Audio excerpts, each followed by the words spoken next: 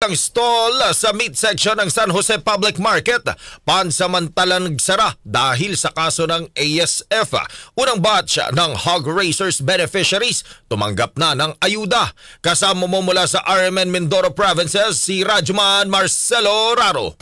RMN Live Report. Mula sa 1,516 na apektadong hog raisers sa 18 barangay sa bayan ng San Jose, Occidental Mindoro dahil sa ASF outbreak, 1,104 dito ang naunan ng nabigyan ng tig 2,000 pisong ayuda ng lokal na pamahalaan. Sa ibinahaging impormasyon ng Municipal Information Office ng LGU San Jose, hindi lamang ito anilang matatanggap ng mga hog raisers beneficiaries dahil pinoproseso pa ng Provincial Government, Department of Agriculture at ng Philippine Crop Insurance Corporations ang mga ayudang nakalaan para sa mga ito. Sa pinakahuling ulat ng Municipal Agriculture Office, now 150,097,000 pesos na ang damage loss sa ag industry sa bayan ng San Jose na nagbunsod upang isailalim ito sa state of calamity. Sa ngayon, mas pinigting pa ng ASF Command System at ng Municipal Agriculture Office ang regular na meat inspection sa San Jose Public Market upang masiguro umanong ligtas ang mga binebentang karne sa pamilihan. Bagamat may ilan ng pansamantalang nagsara ang stall ng meat section dahil umano sa matumalang bumibili ng karne ng baboy dahil sa takot sa masamang epekto ng ASF virus sa kalusugan. Kasama mo sa RMN Mindoro Province, Radyoman Marcelo Raro. Tatak! RMN! RMN Network News. Samantala, dumako tayo ng Central Visayas. Magit-anin